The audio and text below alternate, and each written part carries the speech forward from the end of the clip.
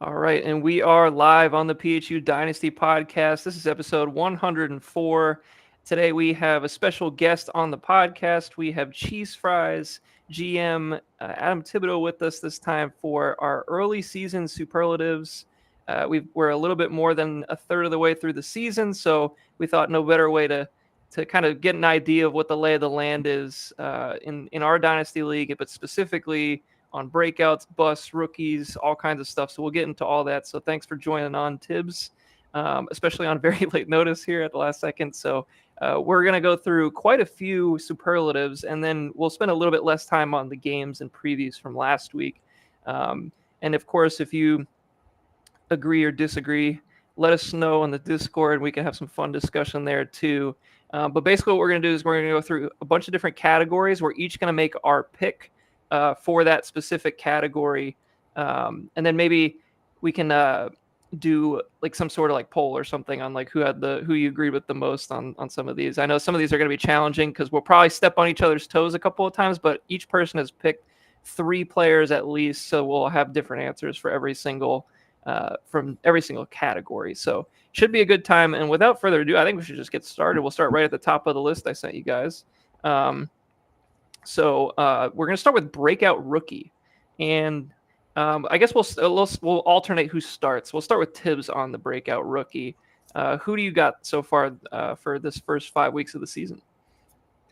I'll just take the obvious one. I mean, Mbuka is tremendous. I mean, coming out, we knew he was going to be a quality player, but I don't think anyone could have possibly expected this. I mean, all of the buzz was so good coming out of camp. He looks great, but it's like way better than you could ever ask for. So I'm just going to take the easy one. Yeah, I mean that's easy safe one. to assume that he was the top guy on all 3 of our lists. I'm looking at him right on the top. Yeah. And what's crazy about Ibuka, just to kind of expand a little, is it's the way he's being utilized. It's not so much even like obviously Evans is out, he's on the field. Godwin's been just coming back now, but he was kind of marketed as that route running slot guy. He's winning down the field often. He's making crazy catches on the boundary. He's not just a slot merchant. He's doing literally everything at literally a Pro Bowl level within the first 5 weeks. I mean, his numbers at this point are like borderline Puka Nacua rookie season numbers. Like, I mean, 5 touchdowns in 5 games, I believe, as well. But scoring touchdowns. And also scoring touchdowns. Yeah, absolutely. I mean, touchdown scoring guy. Truly insane stuff. So yeah, Ibuka is for sure a great pick there. Sean, who do you got for your breakout rookie with Ibuka off the board? Yeah, I mean, I'm going to go probably Tyler Warren as second place just because of the positional scarcity there. I think just the consistency that he's had so far this season kind of warrants it. Yeah, he's been very good. And like you said, the consistency, I think he's tied in 3 on the year as it stands right now in our league. And he's just frankly just making plays when he's given the opportunities. He's being used exactly how we thought he should be used, with that kind of versatile shovel passes, kind of interesting type plays that he was doing in college. They're just doing the right things. And it's just further telling me like how good I think the Colts actually are from a coaching perspective. And now obviously with like the team performing well, like this is kind of what I thought the ceiling kind of might look like for the Colts. So it's pretty sweet. All right. So I'll go with pick 3 here for breakout rookies. I'm going to go Quinshon Judkins. I am a huge hater of him heading into the season. I'll be honest. I just have been completely wrong. He's been awesome. He looks way more explosive than I remembered in college. Like he looked fine in college, but I think the problem, and now that I'm going back and kind of doing a little bit of revisionist history here, like he was playing with Travion. So every time that they would flip-flop on the field, obviously Travion's significantly more explosive. So it just by proxy made Judkins look slower, if that makes any sense. Like when they're going back and forth in those live games, it's like, oh, well, he doesn't look quite as fast. Yeah, it's because Travion runs like a 4.2. So like that's my fault for missing that one. I mean, like you almost have to like skip back to the old Miss tape, and you're like, oh yeah. Yeah, I mean, and I think it's a combination of that, and then also knowing that he was a bit of a jagaloon in college too. Like I was just not feeling it, especially at the price that James took him at 1.3. I was more kind of in the 1.7 range on him. So yeah, I don't know. What do you think about Judkins coming out, Tibbs? A couple thoughts. So my thoughts going into draft season and such where I was more interested in Henderson just because of the explosiveness, the catching, seeing. Let's use like Chase Brown as an example, someone that can be on the field all the time, great pass blocker out of Henderson. So I just thought that he could flourish if he had a good landing spot. And the Patriots isn't a terrific landing spot. The only thing that really interests me is Drake May. But naturally, if you've got the quarterback, the whole culture can change. Judkins, I just thought he didn't seem to like flash. He seemed like a quality player. He just pretty much runs between the tackles. So he'll get you your 5 yards and such. He didn't have as much excitement to me. But then it's also the thought of like, Ohio State had both. They preferred to Judkins to be the starter. I don't really know how to make of this, so let's see where the landing spots go. But what I will say, I'm in one other dynasty league, so this one and another one, and our rookie draft happened before the other one, and I was leaning Henderson. That's who I had on our board for us, but I was on pick four, 1.4 in that league, and I just decided to take Judkins in that draft instead of Henderson, and this is a full point PPR. And the reason I decided to do that is because I trusted James' evaluation, and James thought Look he at was, this. yeah, he thought he was a better player. And I'm trying to just be humble in the sake of like, when I do drafts, I think I know who's good, but I don't know who's good. And at that point, I just took the decision to trust James there, and it worked because I would have took Henderson if it wasn't for James. And it's really, I hate to, like, it's too soon to truly know what Henderson's going to look like. I still think he's going to be fine, but it's right now it clearly looks like Judkins was the better pick for this year. And to your point, Tibbs, like with Judkins, I kind of like looked at him as like a Joe Mixon type coming out of college, where it was never like long runs, but it was mostly like get the yards you're supposed to kind of runs. And he is available to play on all three downs. So I think the upside with the fact that we have kind of like an example of what Henderson could have been with like Jahmyr Gibbs and how that was the hot ticket. I think a lot of people kind of got onto that bandwagon as well. So maybe it's a little bit of a cyclical nature of the running backs going back to more of that power type back like we have seen in the past. And he's grinding 21 carries a game at this point, which is, if you get any running back in dynasty or fantasy for that matter, full point PPR, whatever, it doesn't matter. If you got a guy getting 20 carries a game, you're going to be in good shape. So I mean, like you said, and James has historically been pretty good at finding running backs too that do get a lot of the carries, so that's a great point that you made up, that James's evaluation does mean something there because he's got the history to prove it as well. So anywho, that's our three picks. We have Emeka Egbuka first, Tyler Warren second, and then Quinshon Judkins at 3 in that little window of picks. So we'll go to exactly the order that I had. That's great. Beautiful. My honorable mention was Tet McMillan for what it's worth, just because he got to score a touchdown first. I understand that, but he's played very solid. He's been all things considered, with the Panthers being like a complete garbage bag, like he's looked awesome. So I'll give him that too. And that was another player that we weren't like massively high on this podcast, at least. So yeah, it's worked out pretty well. So next category we're going to get into, we'll let Sean start this one. This is a breakout player, non-rookie. And you can go a lot of different directions here. So I'm interested to see what you got here, Sean. I would say this is a guy that has probably outpaced his ADP and his most recent trade value in our league. So I'm going to go with Quentin Johnson. Yeah, our boy QJ. Huge. It's the huge. Dude, I mean, that trade sucked for me. I thought I got a great deal. Everybody else seemed to think I got a great deal too with the 3rd round pick at the time.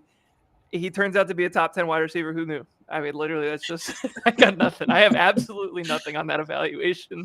We're just going to sit here and just eat the L's. I'll take that L all day long. And, like the fact that he's outproducing Ladd to such an extent is just completely mind-blowing. It's just not what I thought at all. It'd be one thing if it was just like felt fluky, but he's just like on tape, he just looks like he's gotten better. So last week was his worst week, and he still had like 50 yards, which is like the best week for Vlad McConkey. So it's just crazy.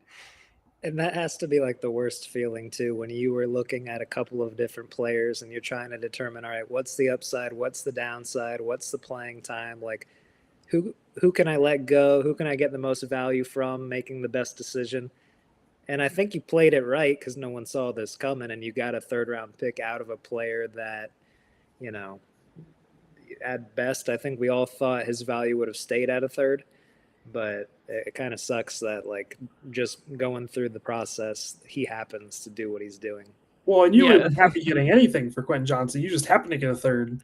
I started with the third to then get to a 4. That was the Yeah. goal. Like I got to start at somewhere. It's like Bosco's. You can't just, you have to have some place to go. That's what it comes down to. There is a worst case scenario in here where you trade him to Scavelli for like a 4th round pick, and Scavelli is once again doing Scavelli things in the season. And So I'll tell you right now, I'm quite certain that Scavelli was interested in Quentin Johnson. I had multiple people interested in him at that 4th round price tag. So it's like, I mean, like which is just, that would have been even worse if I only got a 4. So it's just absolutely insane. Because I was deciding, like, who do I trade between him, like an Adonai Mitchell, maybe I move off of, or like one of those kind of like bottom end receivers that I had, a Wandale, but like nobody wanted Wandale at all, which is totally understandable. He's ass. So like, I mean, I get it, but I still thought like there was some upside with Quentin Johnson because he was a 1st round pick. He had all these, all the stuff that you really kind of wanted coming out of school, except for the fact that he went to TCU, which has never produced anybody good, recently at least. And he just, frankly, he just sucked. Like, he was not good the first 2 years. He dropped passes all the time.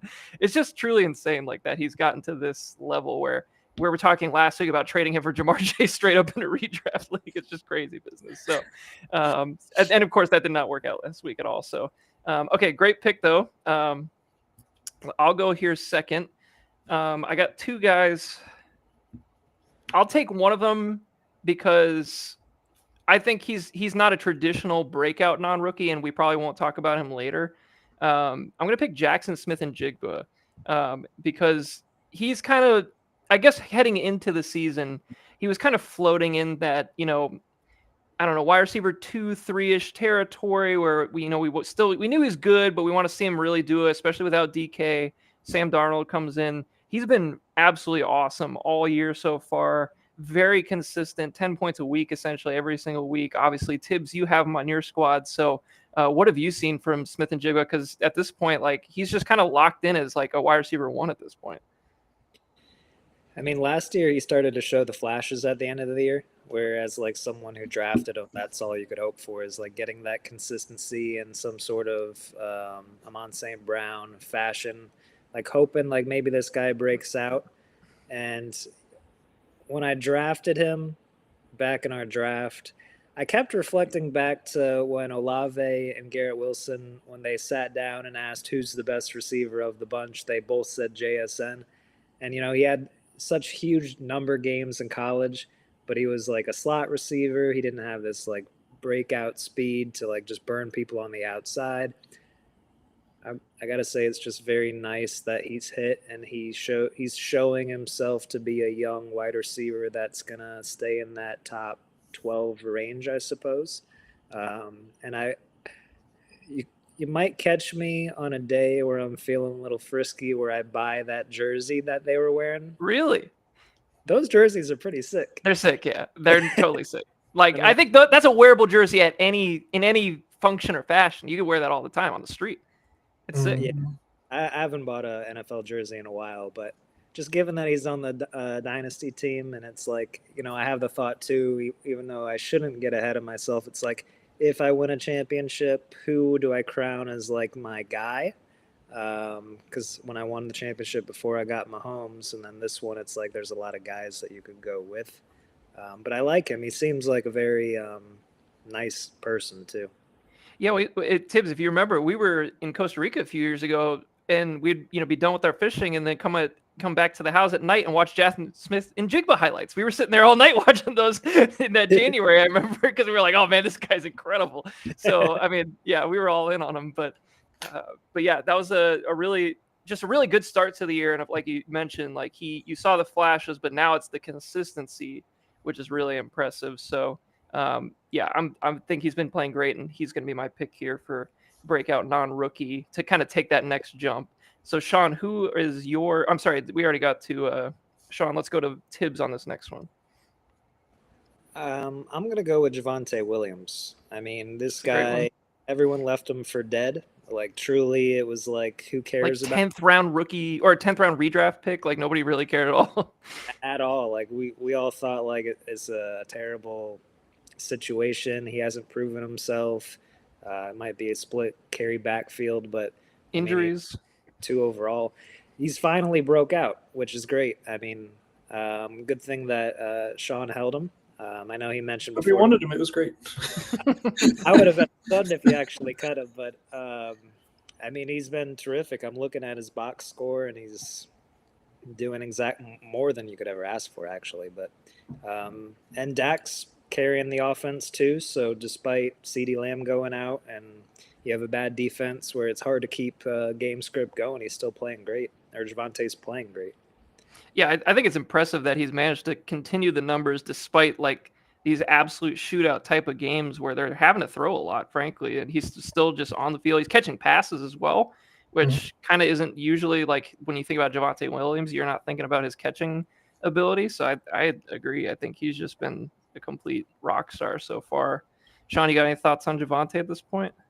I mean, I would say the biggest difference from watching him last year to this year is just like what he's doing after contact. Like he looks like he's actually able to like sustain after a hit and keep going compared to last year where it just felt like as soon as like a linebacker touched him, he was just kind of on the way down.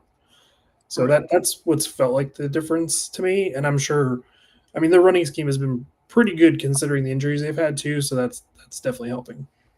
Yeah, there's just no other competition at this point like that for him. So it's even better looking forward to the end of the year. So, all right, so let's go to our next category here. I'll recap the last category. So we had Quentin Johnston for Sean. I had Jackson Smith and Jigba, and Tibbs went with Javonte Williams. So our next one is going to be comeback fantasy player so far this season. I will go first, and I actually have Javonte Williams as my number one. Yep. So I'll go ahead and just pick him at this point, and we'll save the analysis because we kind of already did that. So we'll go right back to Tibbs here for his comeback fantasy player. I'm gonna go with Travis Etienne. Okay. I think another player that we all just thought, you know, he's no good anymore. But he had a proven track record of being a really good fantasy running back and a real life running back. And you know, he had the coaching staff come in that should have made it a desirable prediction for him to break out. I know they had Tank Bigsby, and they had the rookie, what's his name? Tootin. Yeah, Tootin.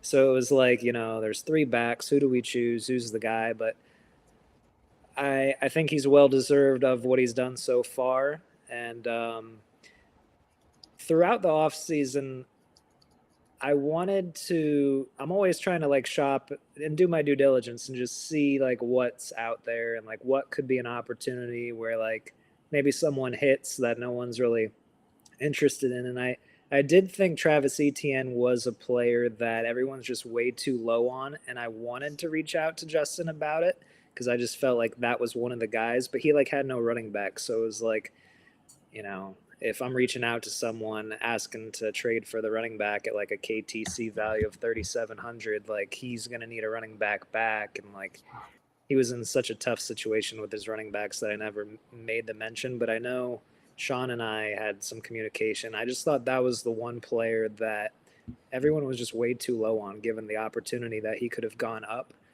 So I'm glad to see that he's back to what he used to be. Yeah, and I mean Liam Cohen is like kind of a genius in the running game. Like at this point, he's just done such a great job with, well, obviously with Bucky last year with the Bucks, and then now doing the same thing essentially with turning Travis Etienne around.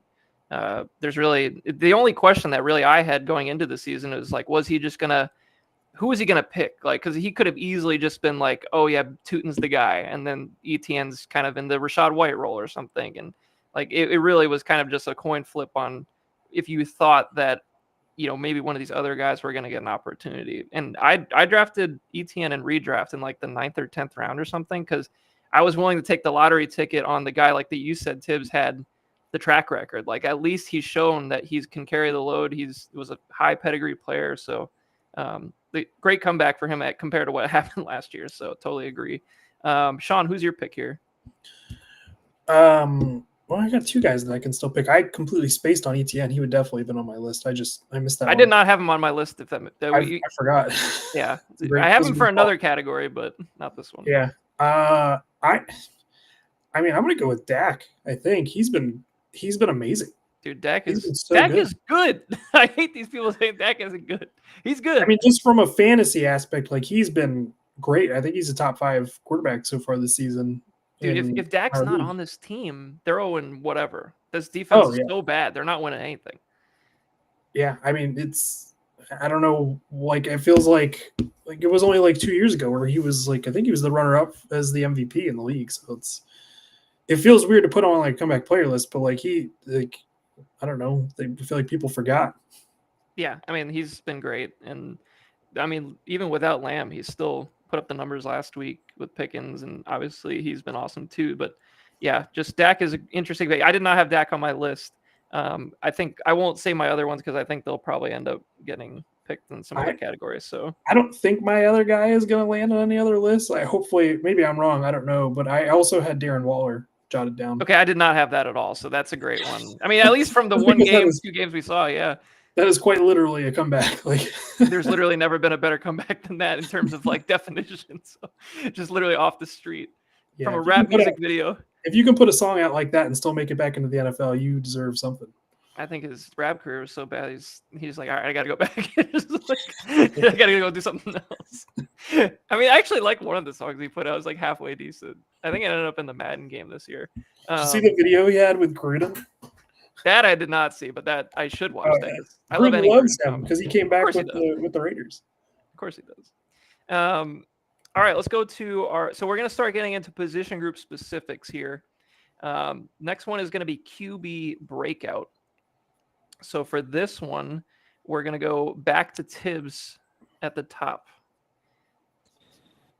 And breakout, let me preface this real quick. Sorry, Tibbs.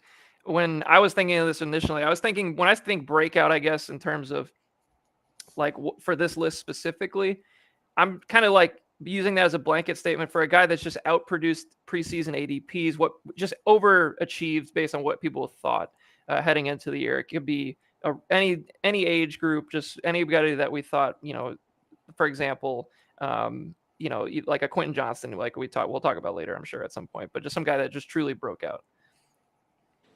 Yeah, I think you could go a number of ways on this, and I'm gonna go a way that maybe you guys won't have. That way I don't take someone else's.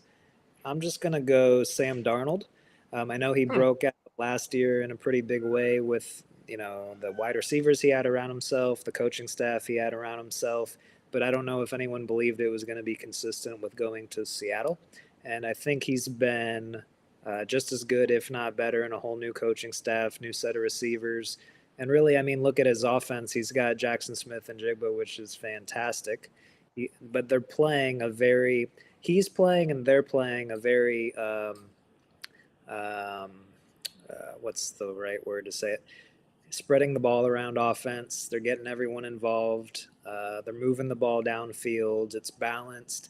And I don't remember what the stat was, but I feel like his QBR is like above 80 on deep throws of over 20 yards compared to the next quarterback, which is like in the 60s or something like that. Yeah, he's lapping the field as far as deep ball accuracy, for sure. Yeah, I saw something like that on Twitter. So, and then, you watch the game against the Bucs this past weekend too, and it's like he went toe to toe with the Bucs offense there, and they could have easily won the game if they didn't turn the ball over with Milroe. So, I'll go Sam Darnold. I mean, I'm pretty impressed by how he's changed his career, and it's remarkable. You see how like these guys that we didn't think anything was going to happen with their career, and all of a sudden, they were drafted early. Baker Mayfield, Sam Darnold, there's others, but once they get in better systems, more experience, more playing time, more confidence in their skill set, they turn out to be pretty good players. I think so much of it is just the system. I mean, like you get Darnold into that O'Connell system, you get Baker into the Cohen system last year and the Canal system before that. Like, I mean, it does mean something. Like even Mac Jones this year in that San Francisco system looks better for the most. I mean, not great still, but like, somewhat better. So I think that really does mean something for these quarterbacks. Yeah, he almost like doesn't have like a category that really contextually fits him for what we have No, prepared here, but like he really just deserves his own category of like, yeah, I'm still that guy kind of category. Like I and would 100% agree because like I it's one of the reasons I didn't have JSN as like a higher ranked player coming into redraft this year because like I had no idea what we were going to get at quarterback. I mean, I would say the vast consensus was that they downgraded at quarterback, and I mean through 5 weeks that is not the case. So yeah, and I think too, just last year he was QB9, this year he's QB14. So he's really not all that different so far heading into these much easier. Well, I wouldn't say easier, but the Bucks were an easy defense to beat pass wise. But my thing is with Darnold is he makes like one or two holy shit throws a week where it's like, damn, okay, that was a rip, that was a great deep ball jamming in between coverage down the seam. Like he can sling it. I'm not like I never was like truly like appreciative of him until I saw him like live against it was Brady's last home game when he was on the Panthers, and obviously nobody gave him a chance to win that game, but he really slung it around like even live in person to see the ball come out of his hands, like he looked great. So it's nice to see a career resurgence like Tibbs said. So all right, let's go to yours, Sean, for QB breakout. yeah, I'm gonna go with Caleb Williams. Just on average per game so far, he's top 5 quarterback in our league right now. He's obviously got that bye week, so the totals are gonna be screwed up. But I mean, he's really just like it was a little sketchy after the first week, but they've really settled in. It feels like on offense, and I'm excited to see what they do after the bye week. But like the Ben Johnson marriage seems to be like something that's going to be good for him going forward. I mean that everything looks up. He's a guy that I was aggressive in where I was projecting him this year, but it was all projection. So it's good to see that like it's kind of following suit on what I expected.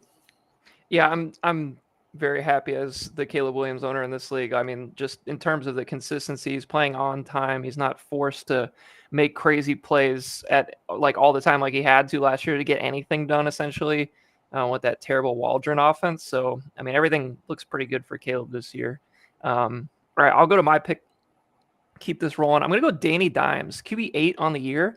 I almost picked him for my comeback fantasy player of the year just because like he kind of was left for dead at this. Like I don't think a single person heading into the season had any real expectations for Daniel Jones. I thought it was kind of just going to be like a little bit of like below average at best play.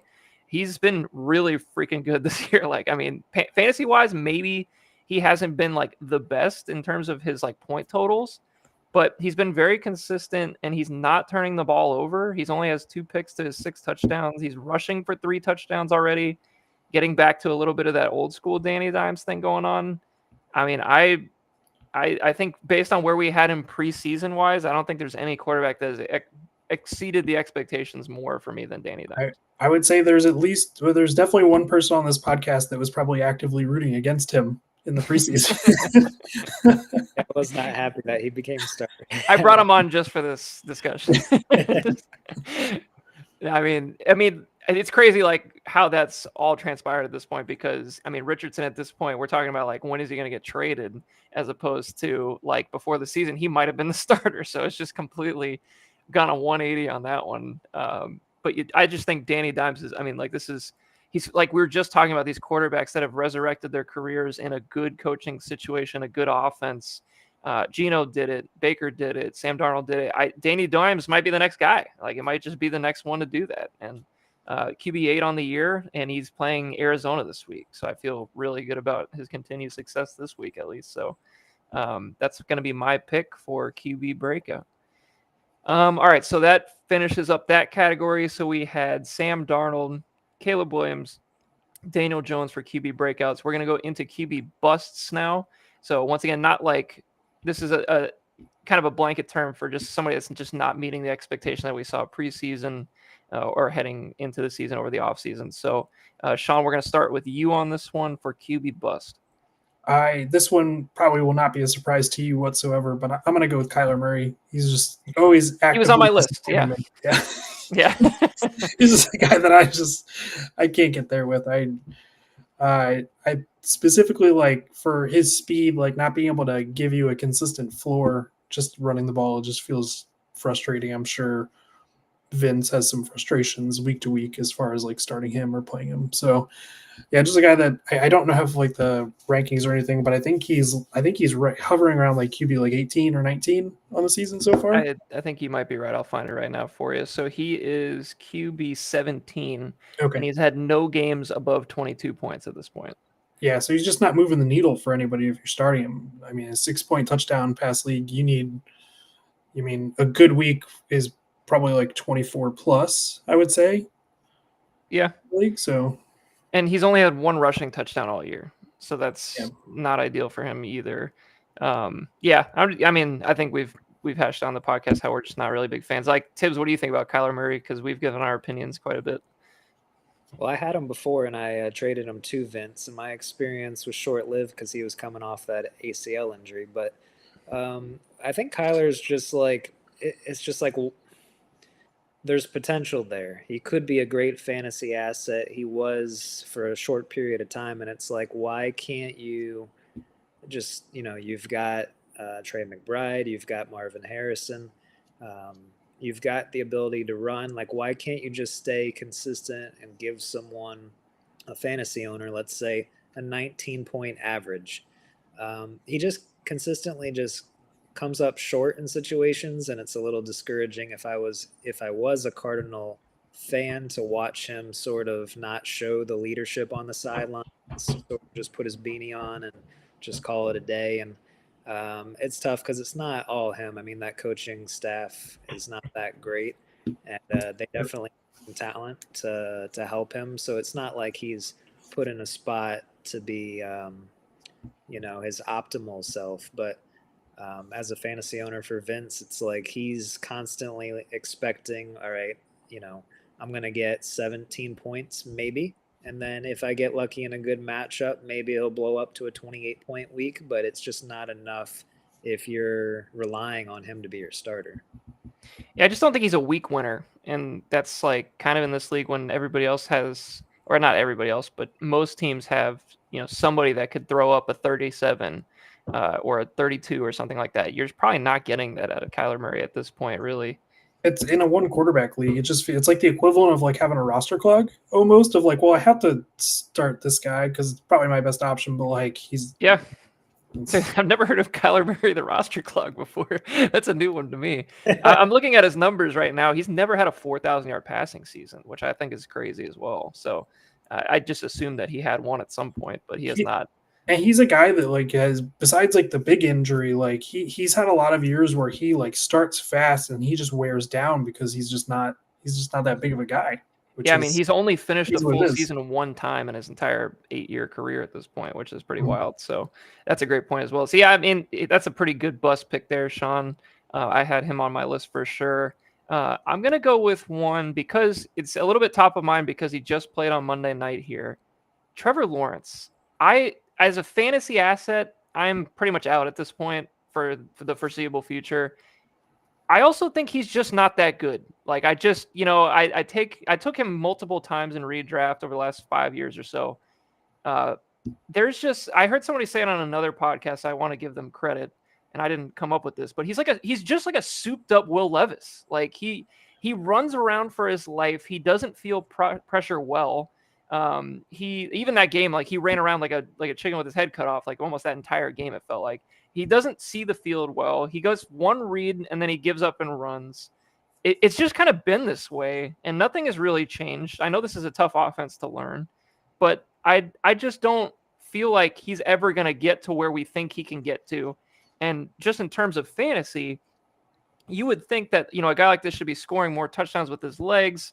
He should be putting up bigger numbers because of, just the system around him at this point. It's just still not happening.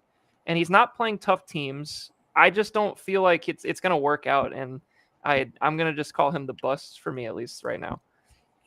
Yeah, he's a tremendously disappointing player. It's like, how do you, because you see flashes here and again, but it's like, how do you coming to the NFL as this prospect that everyone is just like surefire, great player, and he's got talent around him.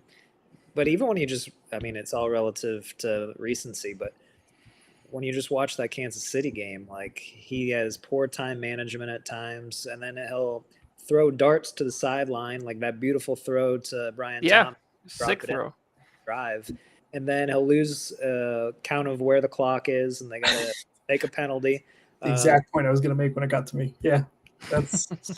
I mean, he makes good plays sometimes, but he doesn't seem like he has it together to be like that quarterback that you can rely on. And for fantasy purposes, I mean, he's tremendously disappointing. I haven't seen anything to give me any hope to have him as a starter. I would see him as a fine, let's call it second, third quarterback, where you're hoping that he pops at some point in his career.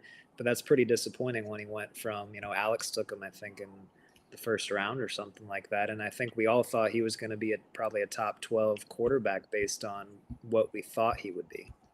Yeah, he went 1.6 overall in that draft, and he was also he's QB 18 on the year, so like just that completely aligns with what you're saying, Tibbs. Like he's a good back end QB2 with some upside, but we haven't seen him.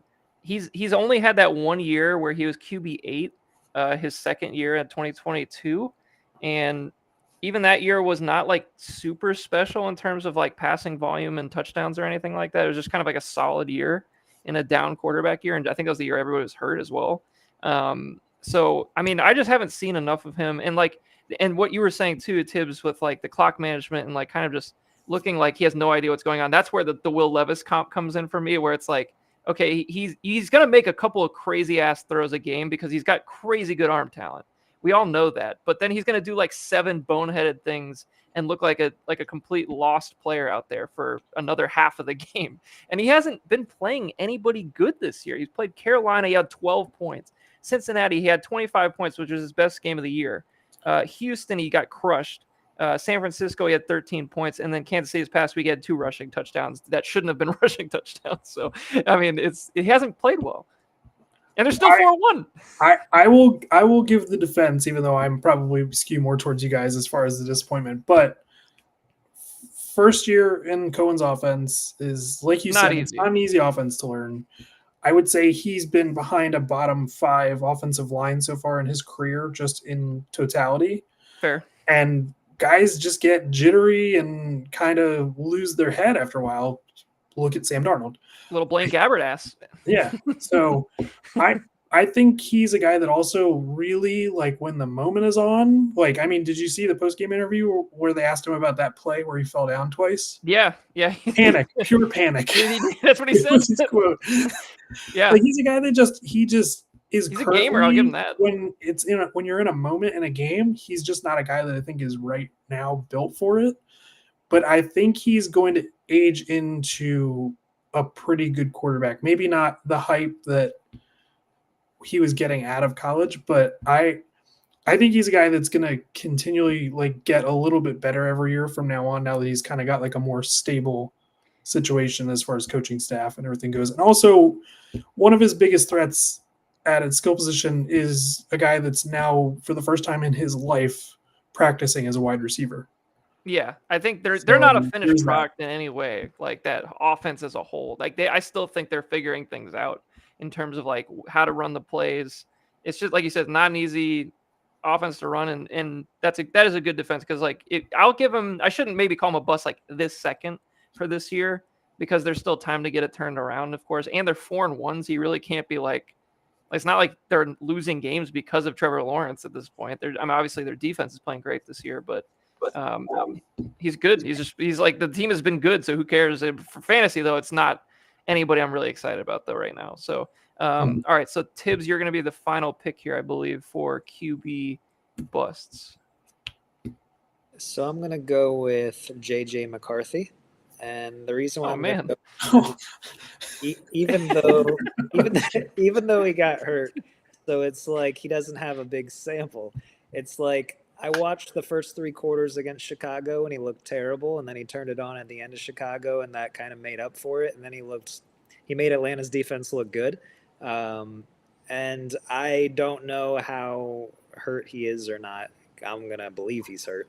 But if you look at it from the perspective of they let Sam Darnold go and they took this guy in the first round and he's got all this support around him, and if he doesn't turn out to be at least a reasonably good quarterback, they let Sam Darnold leave, and now they have a project that they have to try to figure out.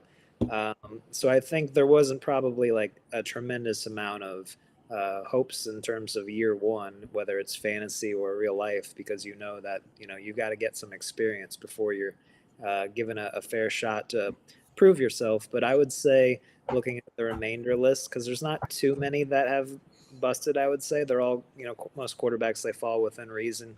I think he would probably be the biggest one just based on the small sample that I've seen so far. Yeah, I mean, he was kind of talked about in that like breakout category with some of these other guys. I think the fact that Carson Wentz has come in and looked decent is also not a great look for JJ, because like it's like, okay, well, Carson Wentz has looked better than you so far, so it doesn't feel good either. I have one other guy that I should mention because we're probably not going to talk about him at this point for bust, but like Geno Smith could easily be in this category probably at this point. But I think JJ, I'm willing to give him the pass because of the injury at this point, and he's barely played any football. So it might be a little, fantasy wise this year, it's looking busty though. I'll say that. Like, it's not looking good. Yeah.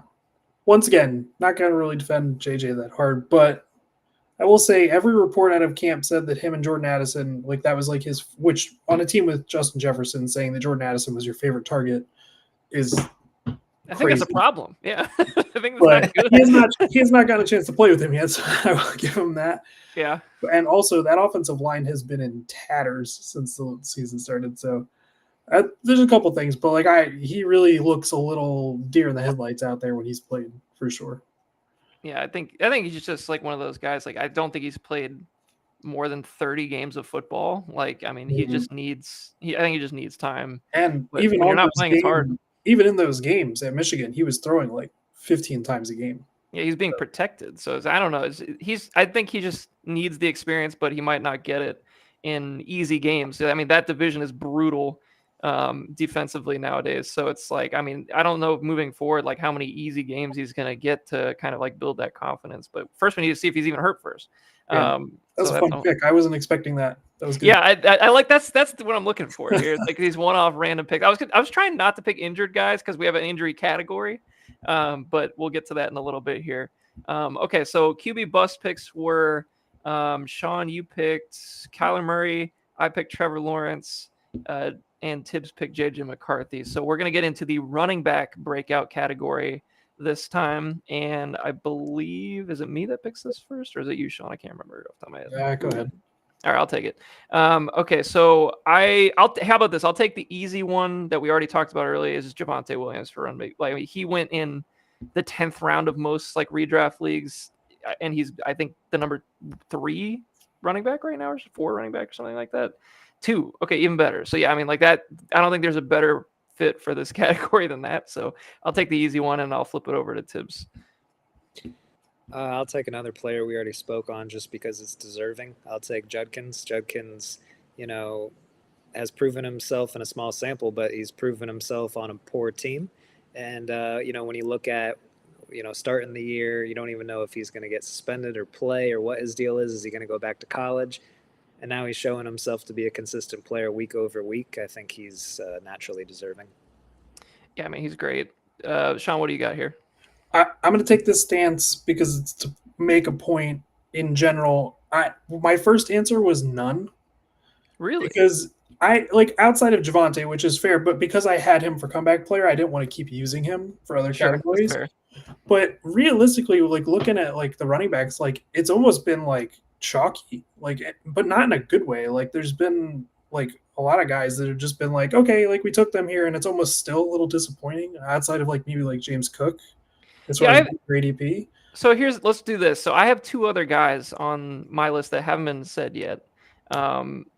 What do you think of? Obviously, we talked about Travis Etienne. I feel like that's fair-ish for a breakout. Yeah, and I just spaced on Etienne in general for all of these. So okay, fair enough. My more interesting pick, because I just frankly wasn't all that high on him heading into the year, is J.K. Dobbins for where he's at now. I think he's a running back 9, I want to say right now.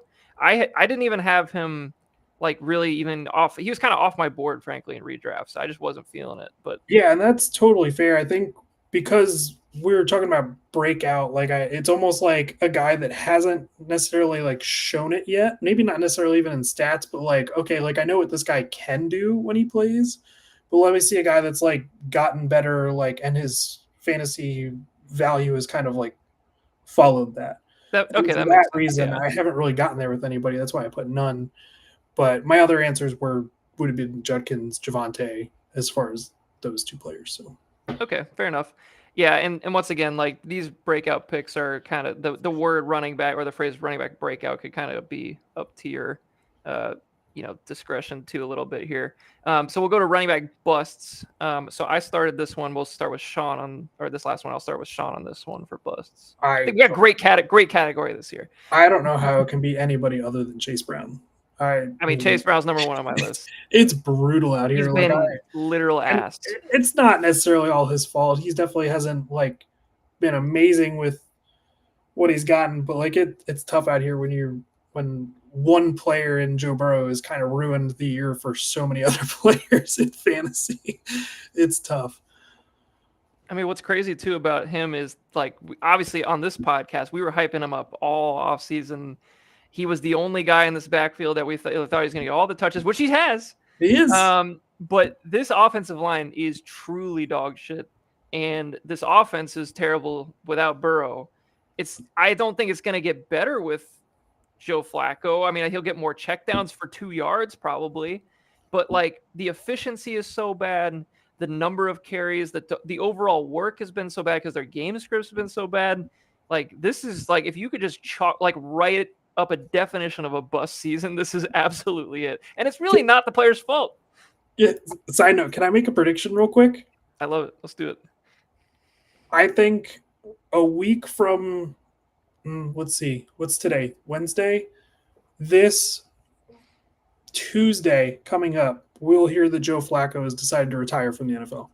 That'd be insane. Because he's going to get beat to shit. Wait, who do they play this week? They're at Green Bay. Oh my God, he's gonna get annihilated out there. Micah Parsons What might are kill they him. doing?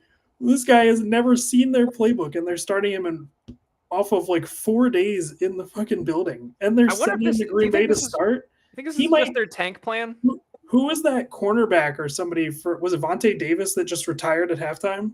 I do remember that. Yeah, I mean, what if he Antonio Browns us and just like runs off the field? He might. Joe Flacco is kind of weird like that a little bit. I mean, dude, like he's 41. I think like I wouldn't even want to be traded. It's like, dude, let me just sit on the bench. Dude. He's either going to retire or he's going to go on IR after this game. I will. Put that up. It really. I don't even like. I wish I could say that's a hot take. I don't even think it's a hot take. That's crazy. All right, that's probably more Joe Flacco talk that we possibly needed on this podcast. Let's go to the guy that just picked up Joe Flacco here. What do you got for your QB? Sorry. I had to segue that somehow. He might be dead next week, Tim, so you might have to pick up somebody else. At least you didn't trade a 5th round pick for him. Oh, no. He did get me through a couple of hard seasons. Yeah, he was great for you last year. I'll say that. We should put some respect on the guy's name, but this year is not good. This is not a disrespect on Joe Flacco. He's just getting thrown into a terrible situation. Horrible. As bad as it gets. All right, Tibbs, who's your running back bust? He has time to recover, of course, but so far this season, I'm going to go with Derrick Henry. Besides the Buffalo game stat-wise, which his fumble probably cost them the win in that game, and his fumble probably cost them the win against – well, you don't want to say probable, but it influenced in Detroit too.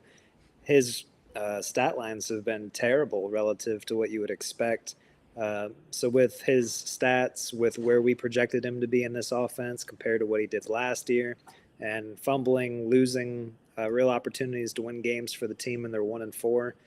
I mean, there's a lot of problems with the defense and such and the quarterback injury, but I think he's deserving to be on this list relative to what we expected.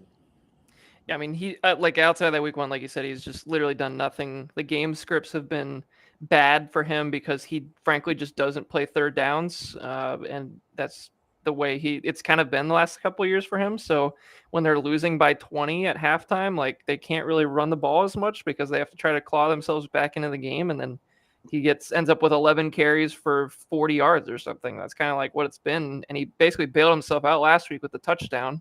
Otherwise, that would have been a bad game too. So like at this point, like he's not really, like, it's hard to say this, but he might not even be startable at this point if they're in these matchups where it looks like they're going to be way behind. I mean, I have him in redraft. I took him in the first round of redraft, and that first week I felt really good, and then ever since I have not felt good at all. So it's just been a really tough year. And for where we all thought he was going to be, and frankly, this whole Ravens team, like there's no better definition of a bust at this point because he just hasn't produced anywhere near the numbers we thought heading into the season. So I couldn't agree more.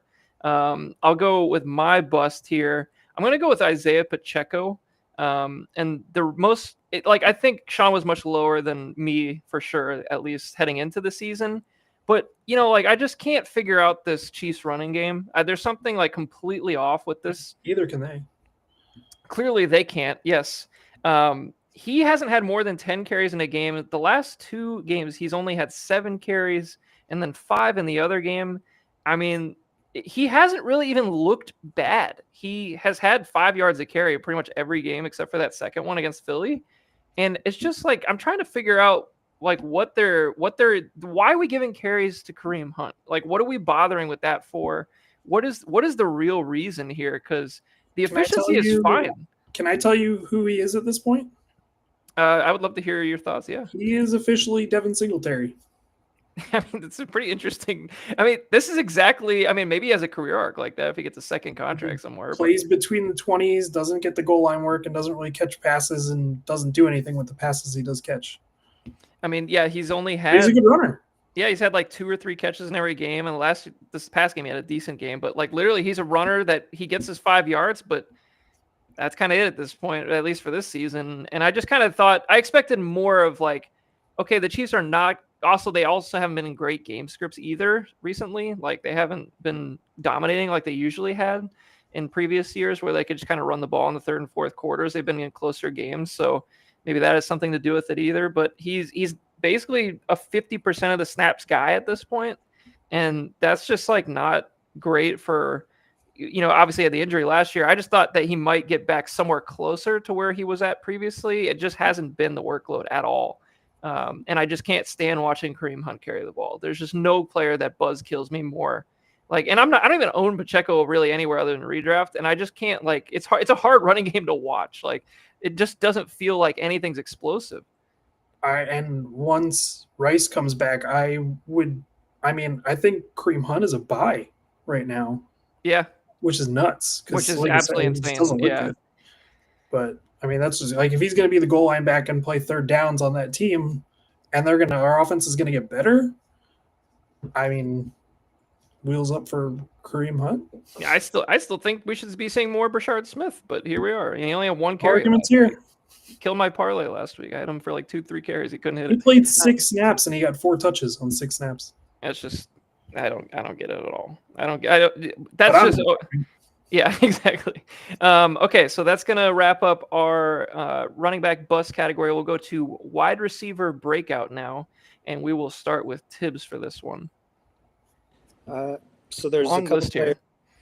Yeah, so there's a couple players we already mentioned, and I don't want to rehash those because they're pretty easy, but I'll go Ricky Pearsall. He's been great so far this year. 2 over 100-yard plus games. No touchdowns yet, but I'm sure they'll come. I know he's coming from an injury. But I think Justin's probably feeling great having him, seeing the production so far, knowing that, okay, this is probably a player that hit.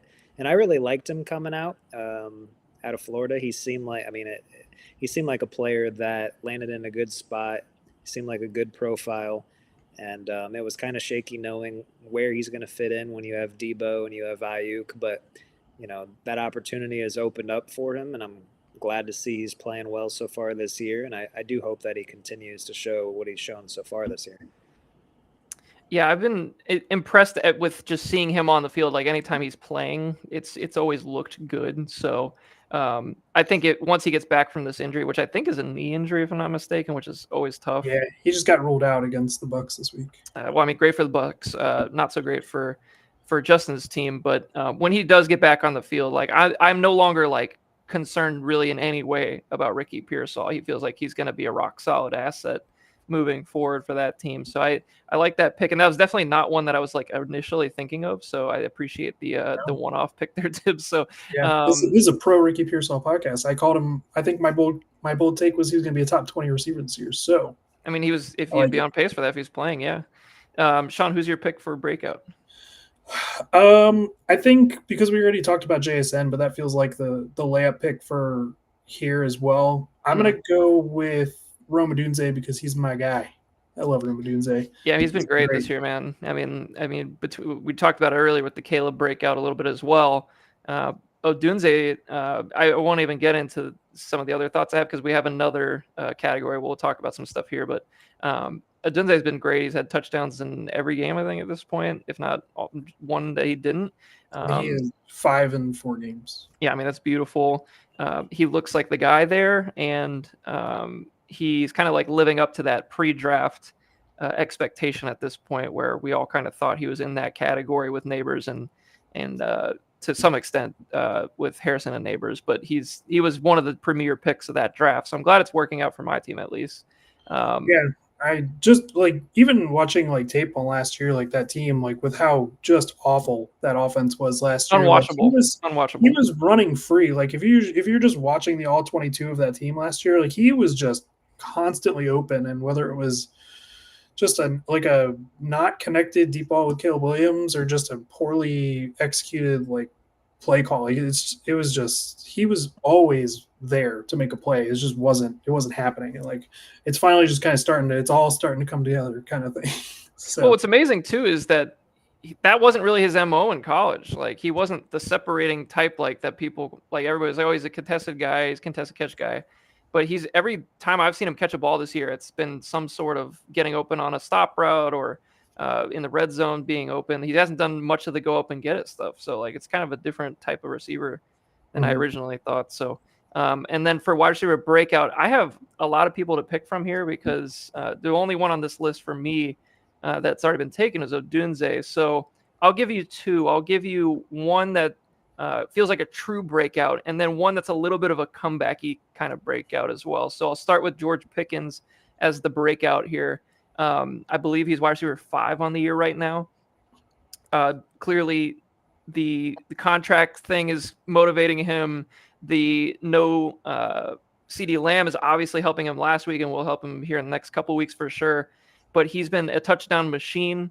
He's exactly what the Cowboys were missing in previous years. He's been very good. Basically, every time he's been targeted, he's managed to somewhat keep his head so far, which is surprising, but not also terribly surprising when he's trying to get a contract. So, like for this year, it's wheels up. I'm concerned for everything after this year, but I'm not worried about next year. So, I just think he's just too much of a character to really like have a lot of faith in long term. But for now, it's looking great. And then for my second pick, if I can do one here, I'm going to go Keenan Allen because he was completely off the radar for me, at least, heading into this year, because he didn't even get picked up by the Chargers basically until like the week before the season. Even then, I was like, oh, he's going to be kind of buried behind Ladd and probably play some snaps behind QJ, and maybe Trey Harris comes up a little bit. He's been wide receiver 18 through the first 5 weeks of the season. He slowed down a little bit in the last couple of weeks, but those first 3 weeks of the year, he had 60 yards in every game and a touchdown in every game. So it's like vintage Keenan for those first 3 weeks. So like I just didn't see that coming. So I feel like he's worth a mention here. Any thoughts? Any other like random since we're about to get into the wide receiver bust? Any other breakouts that weren't said so far for you guys, or kind of cover them? No, I had Odunze, QJ, and JSN jotted down. All right, fair enough. Tibbs, anything for you? It's nice to see Garrett Wilson. That's a good one. Yeah, on the field as far as production wise, given the terrible quarterback play around him previously. And I'll give honorable mention to Debo rebound this year. I had Debo consideration as well. Yeah, That's a good one. I like that. A lot of people wrote him off. He did have pneumonia last year, and it seems like Debo like goes 1 year good, 1 year bad, 1 year good, 1 year He bad. like takes years off. He's just tired. So this is Respectable. So next year, get rid of him. Then that's what you're saying. Well, you own Debo too, so you kind of you've been on the roller coaster for quite a while now. So it's nice to see your guy get back there.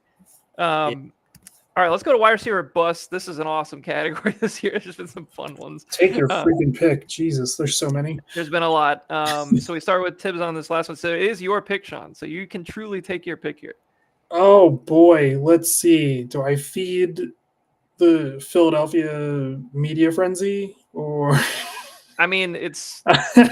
I don't know how many people are truly watching this podcast. So I would say like 7. Got to get it out there. Maybe 7 people that aren't on the podcast right now. I'm taking a different angle. I'm gonna. Sorry, Adam. I'm still gonna go with somebody on your team. I'm gonna go with DJ Moore. Yeah, I he's just number 1 on think my he's list. a guy that feels like he's, whether it's himself doing it or Ben Johnson or whatnot. Like I think he's just a guy that's just kind of getting phased out of that offense from what it feels like, as far as like what's going on there. I think Rome is just obviously the guy, and then it just feels like more and more they want to incorporate the younger guys. It was kind of the way it was going before Loveland got hurt. They got a package every week for Luther Burden. I mean, Olamide Zaccheaus is like beating him in target rate, I'm pretty sure, so far this season. So that's just a guy that like I think a lot of people had as, I would say, probably like a borderline top 50 player this year. I think he was like in the wide receiver range. He was in that like 20s to 30s. Yeah. And he's wide receiver 57. Yeah, it's tough. I don't think it's a lack of talent at all. Obviously, DJ Moore has always been a very talented receiver. I think he just, I don't know if it was like a Ben Johnson saw the tape from last year and was like, I need guys that are going to want to try when they don't get the ball. And that's kind of maybe been like the sticking point with him so far this season. And maybe that's what's costing him, whether it's opportunities or whatnot. But it feels like he's definitely a guy that could definitely be on the trade block come week 11 or whatever the trade deadline is. Yeah, I couldn't agree more. I mean, I had more on my list as well. I'm going to go with Brian Thomas just because preseason, I took him in the second round of our redraft league. I was drinking all the Kool-Aid. And I mean, I thought he was going to be like another 1,200-yard, 9-touchdown type of receiver in that Liam Cohen offense. That just has not worked whatsoever so far through these first 4 weeks. Now, he has gotten a little bit better over the last couple of weeks in terms of like not dropping passes as much. And he made that really nice catch in the game against the Chiefs at the end that we talked about earlier. So it's not like he hasn't been like truly awful or anything, and he's still getting the targets. But in terms of just the preseason expectations, I don't know if there's any receiver that's really kind of hurt teams more than where they drafted him probably preseason than him, really. Maybe him and Ladd, probably those two. So AJ. I mean, yeah, and AJ is a brutal one as well. All those guys were like second, third round picks in redraft, so it's tough. But yeah, I'll go Brian Thomas. So that leaves us with Tibbs here for pick 3. There's a lot of players that I can go with. I'm just gonna. We're gonna have some honorable mentions here, by the way. Oh yeah. Yeah, I'll just go with Terry McLaurin. It's just very disappointing. I know he's hurt, so it's like, some portion of it is injury related, but it's just very. He's been unuseful this year in fantasy football, and he held out all year, all off season to get the contract, and you never really know if that has any influence on getting injured and such. But it's just been very disappointing. So I would call him a bust for fantasy purposes. Yeah, I don't know how you couldn't call him a bust. And I know a lot of people took him quite high as well in redraft, where it's like, hey, I took this guy expecting to play him. I know Vince obviously needs him very badly for his team, and he's just not getting the production. So that's a really hard one to justify, especially where we've had him at the beginning of the year and throughout the preseason as well. Any honorable mentions here? I'll go with my third guy on my list that I had. I had Calvin Ridley.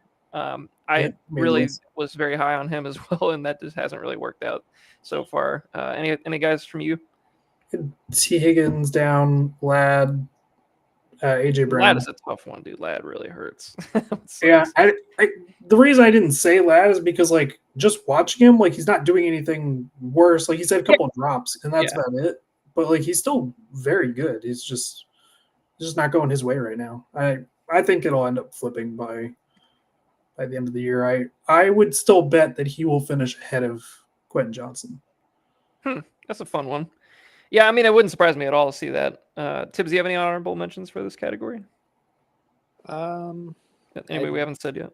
Yeah, I'd say I just saw him on the list a second ago. I'd say Keon Coleman's been pretty disappointing. He had a good week one, and beyond that, it's like, what do you have? Like every time you think James has to start him, or maybe he just prefers to start him, but because it helps with the tank. But it's like he's in a good offense, so he could be a good player. But it's like the floor is 2 points. It's more likely he hits the floor than hitting a ceiling. So I would say he's disappointing.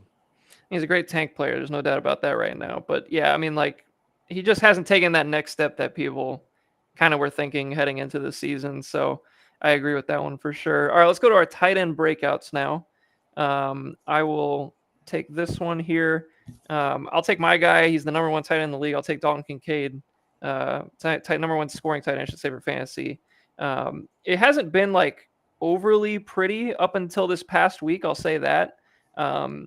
Some of his games were kind of like just a couple of targets to get a touchdown kind of a thing, but he's put up the yardage numbers this year that we kind of hadn't seen in previous years. This past game against New England, he went 6 for 6 for 108, which was his best game by far for his career. So combining that with the touchdowns that he's had so far this year, with 3 of them, he's kind of taking that next step. I think at this point he has 3 touchdowns this year. He didn't have any more than 2 in his previous 2 years, so he's already kind of outpaced this touchdown production. But I think he's on pace for much more yardage, and his yards per target has gone significantly up this year. He's actually getting used down the field. Yeah, I'm looking at it as well. Where last year it was at 5.97 yards per target. This year he's at almost 12. So it's a different type of usage for Dalton, and I think that really. I think a lot of his kind of failure last year was truly that he was injured. I mean, he had a shoulder injury for the entire season. He was playing through it, and this year he was healthy and he looks healthy, which is nice to see. It felt like the vast majority of his targets last year were just out of the flat, from what I remember. And like this year, it almost feels like it's like his rat tree more from like back in college, where he's just in the seam or down the field, and the numbers reflect that. Like, he kind of feels like you're almost getting away with something as far as like the productivity that you're getting right now, because he just plays a lot less than these other tight ends that are around him in scoring.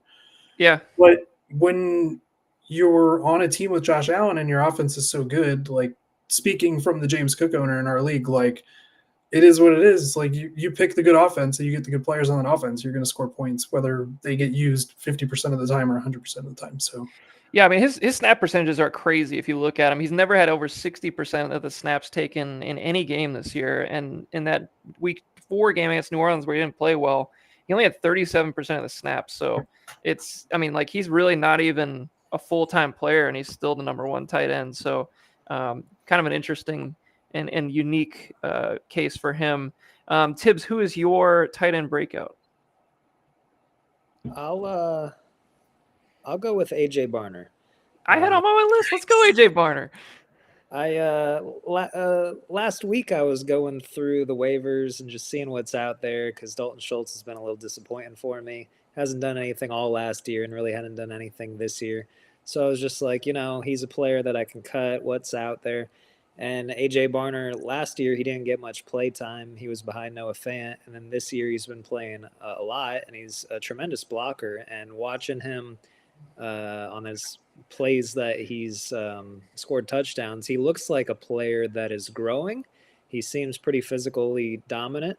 He's catching touchdowns, and I know he had just had a big week against the Bucs with 2 touchdowns, but I think that player could potentially form into further development and be very fantasy relevant, say, next year. I think he's probably going to keep developing.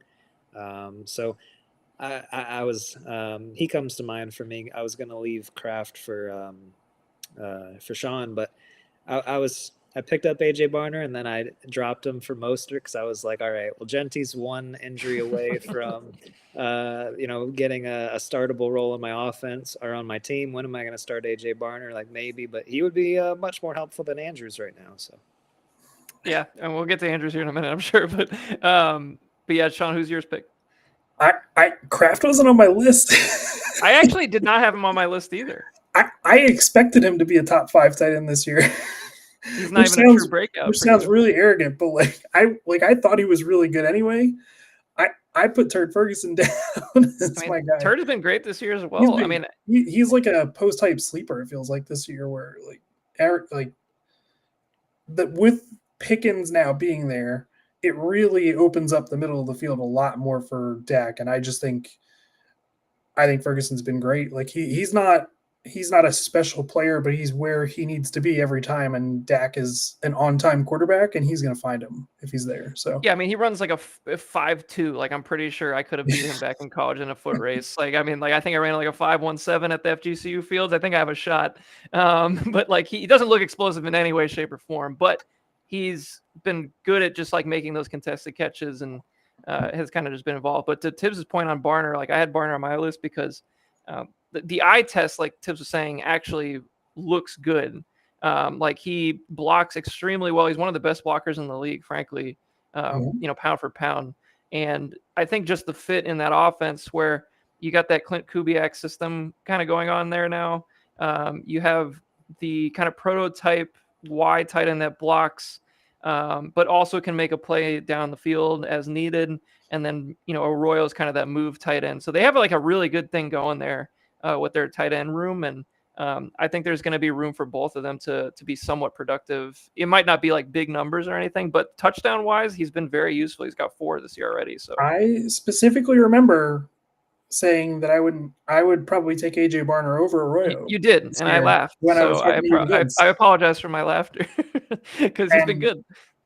Yes. That's all I have to say about that. And was Mike right, by the way? Did Mike have a point when he took him in the first round? No, but still. No, but that's he's our prophet. Yeah. Anyway, and then the only guy I should mention here, just because I feel like he's totally warranted of this, no pun intended, Tyler Warren, would probably be on the list here. I just think we took him early, so I would imagine one of y'all probably had him on there too. Just passed on him here, but okay, let's go to tight end busts, another fun category. Sean, we're gonna start you on this one. Oh yeah, it's got to be TJ Hawkinson. He's been bad. Not good at all. I don't think he's gotten over 40 yards in a game. He had the opportunity with Addison out the first 3 weeks to do something. Whether you want to call that bad quarterback play or not, he should be the easy target or the easy find on that team. So I just think he hasn't been moving that well this year. I considering he after you get through those top end tight ends, he was kind of in that middle ground this year as far as tight end values. Tight end 7 for redraft usually, something like that. He's probably not cracking the top 15, 16 tight ends right now. So he's number 21 as it stands. He only had 1 game over 40 yards, which that week 3 game against the terrible Cincy defense. Otherwise, he's literally been nothing. Literally nothing. Yeah, exactly. That's not a real game. And we talked about him in last week's podcast, how we're kind of disappointed there. So I will make my pick here. I'm going to go Evan Ingram. He has done almost nothing, literally almost nothing. I think there was some expectation that he would kind of a little bit of a not a bounce back, because he was pretty good in 2023. He was hurt most of 2024, but I think people thought definitely he was going to be at least involved in some way in this offense. He has not been over 35 yards in any game. The last couple of weeks, he's been targeted more. What the fuck? So he's had, here's his yardage numbers per game: 21-12, did not play week 3, 29-33. So he's just literally not involved in any major way. He's barely playing 50%. He has not played 50% of snaps on any game this year.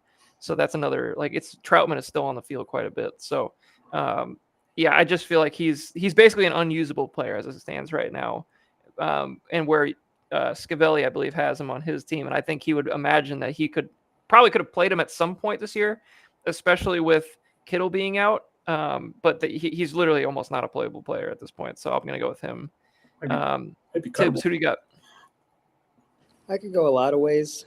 Some players that might pop up on later segments. I'll just go with my own player, Mark Andrews. He's, besides the one game where he scored 91 yards and 2 touchdowns, he's just been so disappointing. And I had much higher hopes for him. I figured he might be a reliable starter, but he really has not been at all. Yeah, I just got to pick him. He's been pretty busty. I had him in redraft as well, and that one, it just does not feel good. Like that one week, I thought, oh, we're going to get Mark Andrews back involved in the offense, and we'll be good from here. And then the next week, he goes back to having 30 yards, and it's like, all right, well, like this. And this is kind of how he started last year, but at some point, he got the touchdowns, and was kind of finished the year strong. But now with Cooper Rush in there, and the team is really not playing well overall, just the vibes on Mark Andrews are not good, and there was even a report yesterday, I think, like he's in trade conversations throughout the league. So, I mean, it's just kind of a weird time to be a Mark Andrews owner because you're going to get likely more involved soon as well, probably. So, just doesn't, the vibes are not great. I will backtrack before James comes for all of us on the breakout tight ends. Hunter Henry is an honorable mention. Yeah, I had him on my list. I just figured he's Hunter Henry, so just like it's just like he's had good games for sure. Very big. Was it week 3 game? I think he had like 100 yards and like 2 touchdowns or something. Just wanted to be known that I'm not avoiding talking about Hunter Henry, even though I dropped him. I just need James. I mean, if we're gonna stay on tight ends in the Bucs world, like Cade Otton literally has done up until last week. Has done absolutely nothing. There were games where he wasn't even targeted early in the year. So like he's borderline not a playable player when they have people healthy. So it's a very strange. There's a very good reason for that. It's because he's not very good. I just don't think he's a special player. Like, I mean, I've said it before on this podcast. He's just like the most replaceable tight end you could think of. Like, should be a tight end 2. He should be a tight end 2 on a good team. But he's fine. Like, he's not going to lose you a game. And he had moments like last year where I was like, okay, like, nice catch. That was a really nice play. And then like, there's a reason they're not using him. Like, if he was really good, they would be using him more. So, so anyway, okay. So that's our tight end bust. Any other honorable mentions for this one? Maybe in a few weeks, Theo Johnson, since he's like the only guy that's getting red zone targets on that team now, apparently. But we'll see. Yeah. I'd say Jonnu Smith, just given where probably people took him. He hasn't done anything this year. Yeah, he hasn't done anything in that whole. Honestly, I almost wrote Steelers tight ends just in general, like because neither one of them have done anything at all. I think at this point, like Pat Freiermuth and like Darnell Washington might have the same amount of points because he had to caught a touchdown in like week 2, which is just insane. So yeah, that just has not. That whole offense is just so weird. I have no idea what to do with that offense. Other than DK, basically. All right, let's go to buzzkill injuries. One of my favorite categories that I came up with here, I guess, because like there's been so many shitty injuries so far. Like, which ones have just had you like depressed the most? I guess because there's been so many to start the year, and I feel like each one has its own like level of like how much do you hate that one. So, so Sean, let's start with you for this one. I mean, it's gotta be Joe Burrow. Like his injury alone has just ruined 3 other players that people were expecting to be good players. Yeah, just ruined an entire team essentially of players. Yeah, that sucks. I mean, we already talked about it a little bit with Chase Brown, but like even with Chase and T. Higgins, like it literally took the whole Lions secondary getting hurt in the second half of that game for those guys to have a decent week last week. So I mean, it's bad. It's tough out here. That one's bad for football in general. Like, yeah, like the game is better when Joe's playing. Like, it's just like I want to watch the Bengals when Joe's playing, and I do not want to watch them when he's not playing. It's just that simple. And same thing with the Ravens. To be honest with you, like the Ravens without Lamar is a tough one as well. So, all right, Tibbs, let's go to you here. So I'll pass on your guys so you can speak on them. I'll go. I have a couple guys. I'll go. Let's say this is a good buzzkill. James Conner and Trey Benson both getting stashed on. Yeah. So I was gonna bring this up. So we should talk about this because me and you both have the same situation where we both try to corner a backfield. So I tried to corner the Chargers backfield. You try to corner the Cardinals backfield, and we have absolutely nothing to show for it right now. It's just brutal. I thought I had it lined up perfectly. James Conner, if something happens, Trey Benson is getting in there. Just immediately I get gone. one game and that's it. Dude, it sucks, dude. Like, I'll say it for my Hampton one, like, his schedule for the next 4 weeks would have been so good, too. And he's out now, and now we're talking about Hassan Haskins and fucking Bam Knight, and who are we even talking about at this point? So it's just such a buzz. That is truly a buzzkill for your team and mine. So really good pick there. So I guess I'll cop out and go with that one. My other one, which I know we're gonna have a huge honorable mention that I'll because it's my team, and the reason it's been a buzzkill is because I have to play him. Is Brock Bowers? I can't if he's in the game. Like, it's very hard to bench Brock Bowers, but he got that 100-yard game at the beginning of the year. I'm like, oh, boy, we're back. This is great. He gets the injury, and then I had to start him for 3 consecutive weeks based on name alone, and should have been starting Dalton Kincaid. I finally changed my tune this week, but now at least they're like, okay, now he's week to week. But, like, why were we playing him? Like, why did you do this, dude? Like, that's such a buzzkill for my team because it's like I could have been getting more points out of other players, but I wasn't because I had to basically start the number one tight end in football. So really tough one. I was listening to a medical breakdown of Brock Bowers' injury, and they were talking about how because of the nature of his injury playing on it, he was risking doing long-term damage to his knee. What are we even doing? And I don't understand why you would have even rolled him out there because, like, the bone bruise that he has on his knee is apparently not good. No, they're talking a week to week now, and he was playing through a week to week injury essentially, which is just not why good. are you risking the best pass catching tight end in the NFL? Maybe the most talented ever, Frank. Like, I don't want to talent wise, profile wise, he could be the best ever if he stays healthy. So I do not understand, but I don't want to leave this category without at least mentioning Malik Neighbors. That one just sucks. Yep. Yeah. Just sucks for Dustin, sucks for football. Just he was on that trajectory to be a great receiver. So we'll have to wait till next year now. Any other ones for you guys that you want to mention? I sure do, because this speaks to the 5 people in this league that still want to have kickers, but Spencer Schrader being out for the rest of the season. I believe he was a top 3 kicker. I think he was very good. Yeah. He was putting up 11.5 points per game, which I check records is still more than all of Alex's running backs put together so far this season per week. Yeah, that's a great stat. We have to keep that. Yeah, I need to get the tracker going again. I got to figure out a way to make that work somehow, like a live tracker. No, but really, I just wanted to be funny and put a kicker on here, but that's all I got. Yeah, fair enough. Tibbs, do you have anybody? I'll give 2 honorable mentions: George Kittle and Jaden Reed. I'd say. Yeah, those are tough ones.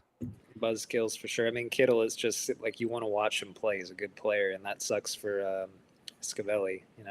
Having a player like that. And then I think Reed's a pretty good player himself. I don't know why he doesn't get on the field more and get more involved relative to his skill set, but that's also a buzzkill, just seeing a young player still not be able to stay consistently on the field. Yeah, it feels like he's just banged up a lot, in general. But same thing with Kittle, frankly, he's always banged up as well, just because of the way he plays. But yeah, those both suck because I think people are expecting pretty good years out of both players for sure. All right, let's go to our final 3 categories here. They're going to be rookie related categories. And these are tough categories. I'll preface this conversation with there's still so much time on these players. They were 5 games in. There's really no definitive answer on who this guy is or who they aren't. But this is the early returns are kind of what we're using for this, for the criteria here. So we're going to do rookie draft from this year, best pick of the rookie draft. We will start with Tibbs on this one. All right, I'll just go with the easy one. I'll take Egbuka. It's an easy number 1. If I had a first-round pick every year and I took Egbuka every year, I'd be thrilled. I don't know how you could possibly not want Emeka Egbuka on your team at this point. And I look back at him I should have tried to trade up and get him. I should have done more to get him. It's just I don't know what I was doing. So, I mean, obviously I took Hampton at 2, but there's no way I was going to take Egbuka at 2. But it just hurts to see a guy like that play so well And it's like I know I should have done more to get him because I knew how talented he was. But nobody knew he was going to do this. Like this is absolutely off the wall production. So really great pick for Dustin's team, who does not have Neighbors, but just basically completely replaces the production of Neighbors with Ekbuka. So he needs it too with McConkey not playing well either. So great pick there. Sean, who do you got? I'm gonna go with pick 510. That was my number 2 as well. I will go with Ja'Cory Krosky-Merritt. That's looking like an absolute steal at 5'10" at this point. RB 19 on the season. Yeah, I mean he's really not been the guy at this point up until maybe this past week, really, where he kind of took a little bit more control of that backfield. I think after that performance, they should probably give him more this week, you'd imagine.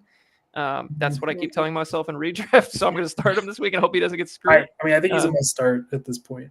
I mean, he's just every time he gets the ball, something good happens. He's just like, why are we not playing him more? Why is Chris Rodriguez on the field? Is my question. Why is Jeremy McNichols on the field? Like, what are we doing here? We know we have. Well, McNichols can pass protect. That's fair. Okay, I'll give you that. I understand that one, but the Chris Rodriguez one, I just don't. Like he's been a literal nothing burger. It's a nice depth piece, and Chris Rodriguez as your RB3 is perfectly fine. And I'm sure that's probably what the GM was thinking when they traded away Robinson. It's like, well, we could get away with Rodriguez as our 3, but then the coach is like, we're going to play him like he's a 2 or a 1. So it's like, what are we doing here? Like, I don't get it, but he's a fine player. But like JCM, every time he's touched the ball has looked electric. So why are we just not giving him the majority of the carries? So that has been an absolute slam dunk home run pick for you there at 5'10". Frankly, there wasn't a lot of other picks that felt like really great values or wasn't at least like somewhat meeting expectations. So I'm going to go with Tyler Warren at 2-4 because I mean he's been a top 3 tight end so far in his rookie season, which is very hard to do to begin with. You got him at 2-4 in the middle of the 4th, teetering on the edge of a premium pick, but he also went behind Colston Loveland and a couple other players that we'll probably get to here in a minute for some of these other categories. But he's just been a good player. And like, if you got a starting tight end as a rookie at pick 2-4, I think that's a great pick. So he's looking really good. So I'll go with that one. Dustin crush this year. Yeah. Dustin, he had all the picks and he's got to hit them. So here we are. So it's working out for sure. All right, let's go to our next category. We'll keep this moving. Rookie draft worst pick. Now, once again, this is a challenging category. But real quick, I had Scadaboo at 2-6 and Woody Marks at 4-5 as honorable mentions. Okay, perfect. Yeah, I should have mentioned that as well. Those are good ones as well because they've both been. I mean, well, now Scadaboo should probably be close to that discussion as well at this point for breakouts. So, Tibbs, did you have an honorable mention for that category? No, we hit them all. Okay, cool. All right, so yeah, we'll go to worst pick now. We'll start with Sean for worst pick. And once again, this is like we're talking week 5. There's still plenty of time for these guys to change, but this is what we're seeing right now at least.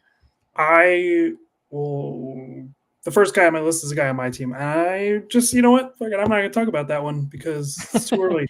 What I am going to talk about is just based off of like the context of when this player was taken. I'm going to say Cam Ward at 2-9 to Alex.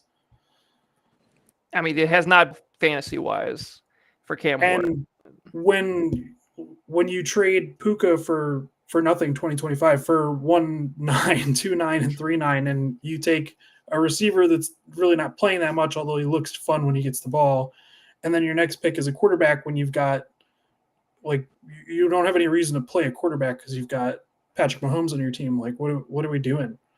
I mean, to me, the way I'm trying to justify the quarterback pick is you take the quarterback, hopefully he breaks out into a top 15 quarterback at some point, and then you trade him for future something. I don't know. But that's just so hard to do in our league because it's a 1 QB league. Yeah, so I'm just trying to come up with any reason how this makes sense. It's the least valuable position unless you've got like one of the top 3 guys. Pretty much, league. Yeah. And I guess unless you think that he's going to be a top 3 quarterback, which I don't because he doesn't run the ball. Right. I don't know. It's just hard to make sense of it. But that's a very fair pick, I think, at this point because he hasn't produced at all for these first. Like he's just basically not been a fantasy like I don't think he's rostered anywhere in redraft leagues at this point. So like he's just not even on the radar at this point. That being said, had a really good second half of that game against Arizona. Yeah, he looked good at the end of that game. So, but then against fucking Arizona, so it's like they're terrible. So, all right, Tibbs, who's your pick for worst pick? I'll go. This is how James probably feels. Well, I don't know. This is how I feel. Colston Loveland is probably the worst pick, considering that you could have took Tyler Warren, and Tyler Warren was taken one pick after. And if you're holding the Loveland bag, you're not very happy with what you've seen so far out of the choice that you made. So that'd be my pick. And I also wanted to ask you, because we talked about this when we were in Key West, but if you'd like me to read the receipts about the trade discussions for Puka Nakua, I can. I mean, listen, that could be a whole tangent. I don't even. Do I want to know? Like, I don't even remember, honestly, at this point. Yeah, you know what? Let's do it. Fuck it. Let's ride it. Like, what? Right. So was that? Can you give any context into these receipts? Yes. So when I had pick 109, Wait, how do you get receipts when you don't have to pay anything for something? Good for nothing. I mean, when I had pick 19, I was like, I just want to make sure I'm doing my due diligence, shopping this around. If whatever's here, I'll just take it. And I had reached out to Alex because I always reach out to Alex. I need to make sure that I'm shaking that tree to see Good what's policy. and Shaking that tree. That's crazy. Oh my god, dude. So I'll read you our communication until we got to the trade made. I said, would you be interested in trading for 1.9 plus for Mahomes? And he said, not, let me calm myself. He said, not for a straight 1-for-1 trade. I was intrigued by who would be landing around 1.9, but not enough to give up Mahomes like that. So I said, does 1.9 interest you based on the board, ? I might stick and pick, but I want to do my due diligence. Are there any other guys you would trade 1.9 for? He said, yeah, I'd be interested given who is still out there. All my players are available for trade other than maybe Laporta. I also want to unload my running backs and willing to move them at a discount for picks in this or future drafts. So I said, are you willing to move Puka or Laporta in a deal for 1.9? Obviously, each are worth different amounts, but I'd be interested in exploring either Puka or Laporta or Mahomes. I have 2.9 this year if you're interested in that pick regarding your running backs. He said, Puka of those three, I'd be up for moving to acquire 1.9. I said, okay, let me see what KTC has the difference at. What would you want in addition to 1.9 for Puka? He said, more picks, I suppose that makes sense for KTC. And I said, let me take a look. And I sent him a screenshot, and it was Puka Nakua for 1.9, 2.9, and 4.9. And it showed fair. It showed team 1, which was Puka, 11,921, and it showed the pick side, 11,533. So he said, sorry that I'm coming off as he said, sorry that I'm coming off as lazy, in the shower, then getting ready. Seems fine to me. Oh no. So I said, oh no. I said, you're good. That's what KTC has if I include my 2.9 and 4.9. That's something you're comfortable with, ? He said, yeah, I'm good with that. And I said, who are you targeting? He said, Burden. And I said, I thought you would be targeting Caleb. He said, long rebuild ahead of me. I said, true, LOL. All right, I'll send you the offer. And I sent him the offer, and he accepted it. Wow. And, you got the whole story. All it took was just seeing if Alex is willing to make a trade. So the moral of the story here is just whatever KTC says, just send it over. Just figure out when he's in the shower and send him a trade offer. Dude, I mean, the fact that I guess, I mean, like, it's great for content wise, by the way, for the podcast. It's tremendous content, and that's the real reason. But like, just I don't know how you don't do any more due diligence there. Like, I promise you, I would have given more than 1.9. Like, I couldn't give you. Like, if you told me that was the offer you had, I would have absolutely put more on top. Like, there's no doubt. Like, so. Well, I feel like I might be on Alex's bad list or something now, because every time I ask him about a trade, he doesn't respond. He's like, he doesn't want to go back down that rabbit hole again. Maybe. Unbelievable. Well, hey, great content. Thank you for sharing. I don't even know where we were. That was just. I think we're at We're talking worst about pick. Cam. Oh yeah, we're it talking started about with Cam Ward at 2.9. 2.9. Okay, fair enough. So this is full circle. Fair enough. Okay, so I had none of my guys have been picked yet at this point for worst pick. So I'm just gonna just fire him out. The one I think Sean didn't want to say because it's his team is Caleb Johnson. He just hasn't done anything yet. You're talking about the And- wrong player. That's not my team. Oh no. You're talking about Kyle Williams. Well, I had Kyle Williams on there. I was thinking Caleb Johnson. So that's Dustin's team. I apologize. Yeah, Caleb Johnson, dude, like he hasn't done anything. And that fumble he had week 2 or 3 was so bad that they can't even play him anymore because of how stupid it was. So it's like at this point, I just never thought the fit was right with the Steelers overall, just in terms of scheme. But now it's looking even kind of worse at this point because he can't even get on the field. Kenny Gainwell, frankly, looks better as well, like when he's been on the field. So it's very strange, that whole backfield. And then Kyle Williams at 2.5 hasn't felt very good because he just hasn't played. Like he just doesn't play right now. He's not getting snaps. So that doesn't really feel great. And then my other honorable mention at this point is Jack Besh at 2.8 because where we thought we took him, I guess with Justin's team, he thought that he would kind of slot in as that number 2 receiver for this team, and he immediately got jumped by Dante Thornton and really hasn't done hardly anything so far this season. So I don't feel great about that one at this point, but of course there's still plenty of time. Did you guys have any other honorable mentions for this category? Nope. I'll say me taking Shadur Sanders and then Ja'Cory Krosky taking one pick after. I didn't even know who Ja'Cory Krosky was, but I would say that's a pretty bad look on my part, just looking at how the board went. Ja'Cory was like a real deep fucking cut because he didn't play college football last year. No, like I mean, we were talking about him. I remember on Rivals one night, and they're like, "Do you know who this guy is?" And I was like, "Yeah, I know who that guy is." And then like, we both liked the guy, but then we didn't think anything of it because it's like, well, he's probably not even going to get drafted, and he basically almost didn't. He was a 7th-round pick, but man, like he had come right out of the gate in rookie minicamp where he's like, they love him, and then all the hype all offseason was so good, and it's like, man, we might have something here. And then now it's looking really good. So I mean, it's just one of those like classic rags to riches, James Robinson type story where it's just like he just breaks out of nowhere and you really can't predict it. And it happens like it feels like it happened once a year with a running back. It was Pacheco one year, James Robinson another year. This is definitely the draft class where it felt like that had a great chance of happening just because of all the talent in that running back class. So. And I still think there's more potential, which we'll get to in our next category here, which is rookie rest of season breakout. So obviously, like some of these guys we already know, already kind of playing well, but like which players are not really either have started slow-ish that really could be taking themselves to a whole nother level by the end of the year, maybe. So we could start with Sean, I guess, on this one. Yeah, I mean, I got a bunch of players right now just because of the nature of the category. I'm going to go with – I feel like the obvious answer based off of what's happened in the last week is Travion Henderson. Okay, yeah. I had him on my list. Because of the opportunity that he's got to play more, whether the Patriots want to or not, which doesn't make any sense to me because he's the only guy that's not fumbling the ball away. But, I mean, the problem is he hasn't looked great.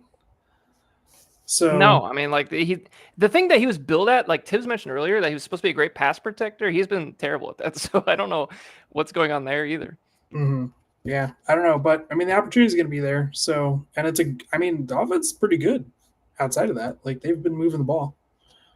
Yeah, I mean, he could literally Ramondre fumbles every game. So, like at this point, like they're going to get fed up with it at some point, and they're just going to give the ball to the guy that doesn't fumble. Mm-hmm. So I could agree with that. Tibbs, who do you have for this category? I guess I'll just go with my guy, Travis Hunter. I mean, you see the flashes when he gets the ball. They just haven't really played him that much, and they haven't gave him many targets. So I would just like to see that continue. And based on your conversation earlier in the podcast about how it's going to take some time learning, put the system together, figure things. It's just the position in general, learning the position.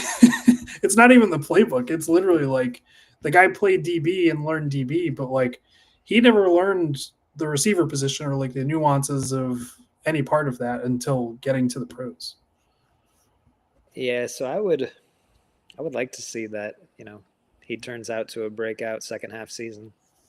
I could see it. I mean, if they just use him down the field and kind of like what we saw this past week, where he's going up and getting the ball over like two guys, like that's what he was great at in college, and he's incredibly talented at that. So I think just once they get the idea of like, okay, this whole team just kind of needs a little more time to maybe just gel a little better and see what their strengths are and what their weaknesses are, and then like second half of the year, he could really take off if they use him right. So I will be curious to see what's happening now, because I don't know if this happened while we've been on the podcast, but they traded Tyson Campbell what? for Greg Newsome from the Browns. Wow, So that's a really weird trade. Yeah, I don't know like if you heard me good earlier. corner I was for like, what good the corner. fuck? Yeah, like that never like good corner for good corner never happens. So Wow. I don't really know what that. Look this Maybe up that's now. a contract situation for those teams, or like new team getting a guy that they like better. But so I don't know how that affects his like play time on defense. But I will say this last week against the Chiefs, he actually started getting some more run as an outside receiver, which in the first few games of the year, he was literally just a slot only, like Wandale usage kind of receiver. So it super encouraged me as far as usage goes. So he was at the top of my list. I was hoping that you were going to bring him up, so I didn't say it. But I mean, he still was easily the most talented offensive player to me in this draft class. So, I mean, he's gonna pop at some point. He's just he's too talented to deny, in my opinion. So like I feel like at some point he's just gonna be like involved in some way to the point where it's like, okay, we can't deny it. This is the picture that popped up on when I was like the Greg Newsome for Tyson Campbell trade. It's just the same thing.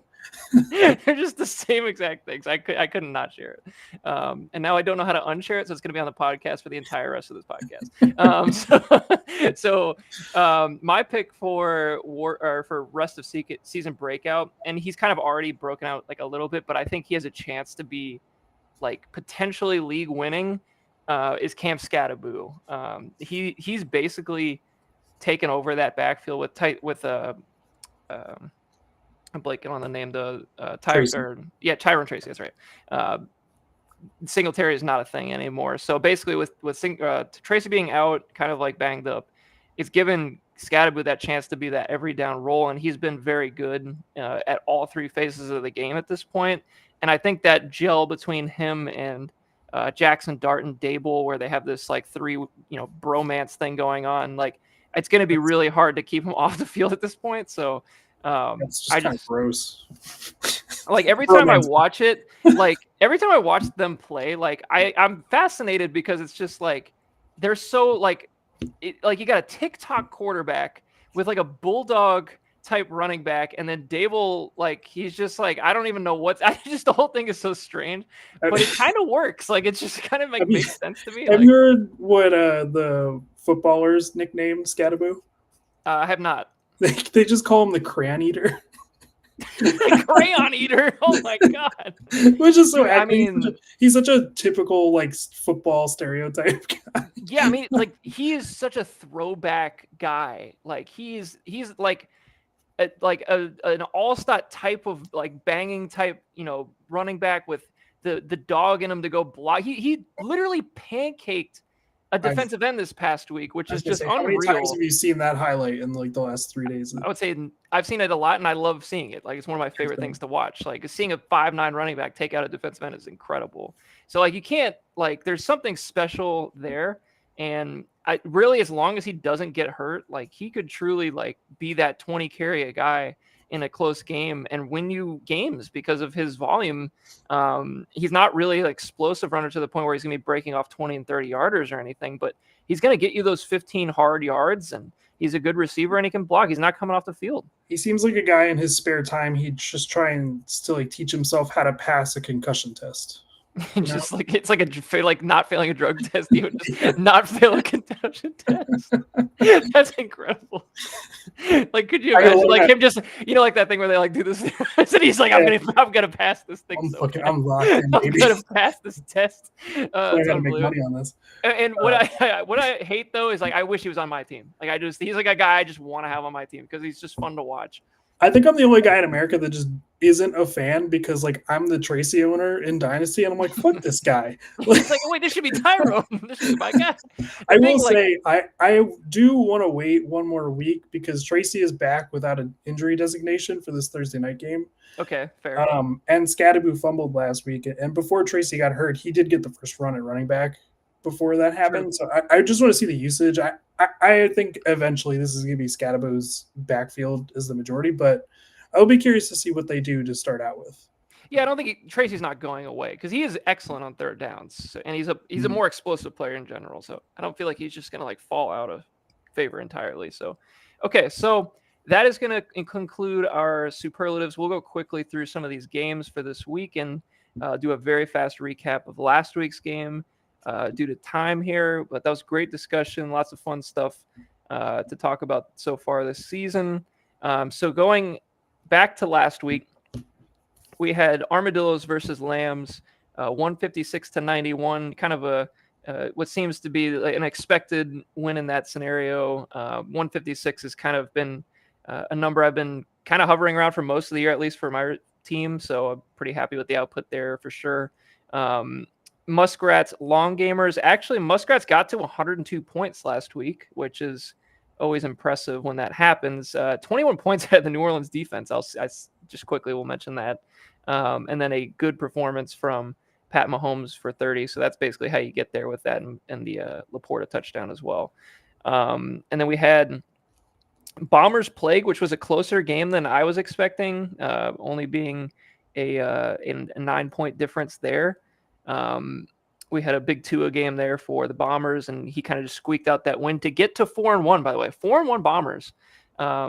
Interesting. He could almost be 5-0. I only beat him by 2 points. It's very true. Yeah, I mean this despite all the craziness with the Burrow injury and some of the bad games from Chase, he's still in there. He's so perfectly spreading out his points week to week to just win.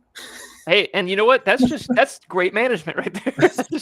There's just nothing but great management. But you got to put some respect on the Bombers' name. They're winning the games, even though they've definitely faced some adversity early on in the year with some of the injuries and things they've dealt with. Scadaboo has been a big piece of this. So, and of course, the Travis Etienne breakout. I honestly, the Spencer Schrader injury pops up here as well. So there's also some guys on this team I think that still have breakout potential, like a Woody Marks and stuff too. So I think things might still improve, and Harrison's playing better as well, which is nice to see. And then for the Plague to get to 104, once again, as a rebuilder, is always impressive to me. Got the 13-point game out of Michael Carter. So nice tank player there. So nothing too crazy. We won't spend too much time there. We'll go to Elk Battle Axes. That was actually a good matchup this week. Elk had a huge week, 162-125 against the Battle Axes.